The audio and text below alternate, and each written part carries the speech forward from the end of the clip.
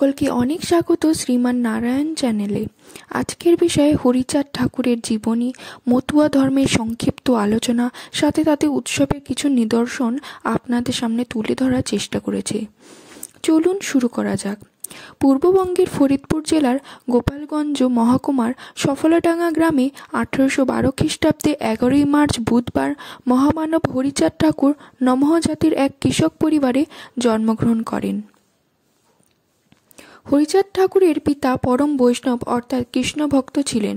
তাদের পদবী বিশ্বাস হলেও কয়েক পুরুষ আগে নিত্য সাধুসেবা, ঠাকুর পূজা, বৈষ্ণব ধর্মের আচার পালন করার জন্য তারা সকলের কাছে ঠাকুর উপাধি পেয়েছিলেন।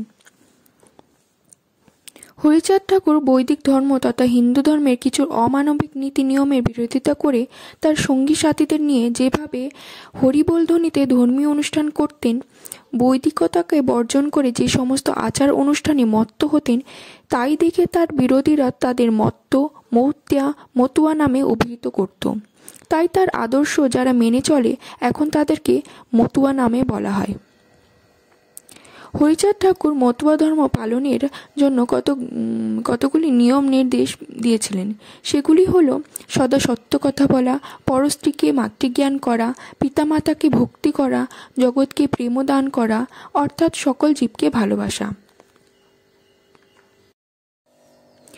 জাতিভেদ না করা, কারোর ধর্ম নিন্দা না করা, বাহ্য অঙ্গ সাধুসাজ ত্যাগ করা, শ্রীহরি মন্দির প্রতিষ্ঠা করা, ষড়রিপু থেকে সাবধান থাকা, হাতে কাম মুখে নাম করা, দৈনিক প্রার্থনা করা ও ঈশ্বরে আত্মদান করা। এছাড়াও বিভিন্ন সময় তিনি তার ভক্তদের আরও বহু উপদেশ দিয়েছেন। মতুয়া ধর্মে পিতামাতাই হলেন প্রধান ঈশ্বর, তারাই সৃষ্টিকর্তা। সন্তানকে লালন পালন করে তারাই মানুষ করে তোলে। সন্তানের প্রথম ও প্রধান কর্তব্য হল পিতামাতার সেবা করা। মতুয়া ধর্মে ঈশ্বরের সংজ্ঞা সম্পূর্ণ আলাদা। মতুয়া ধর্মে কাল্পনিক কোনো দেবদেবীর কোনো স্থান নেই, কিংবা তাদের পূজা করারও কোনো বিধান নেই।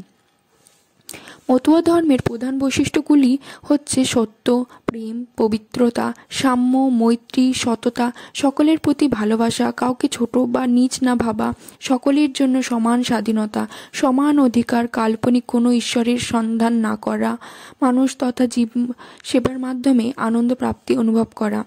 মতুয়া ধর্মে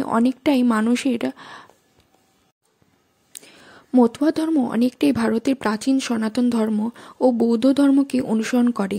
তবে তার থেকেও মতুয়া ধর্ম আরও সহজ সরল, বিজ্ঞানসম্মত, গৃহধর্মী, বিজ্ঞানসম্মত, যুক্তিবাদী। হরিচাঁদ ঠাকুর মাত্র 66 বছর জীবিত ছিলেন। 1878 খ্রিস্টাব্দে 13ই মার্চ ভোরবেলা তিনি প্রয়াত হন। আশা করি আপনাদের এই ভিডিওটি উপকারে আসবে।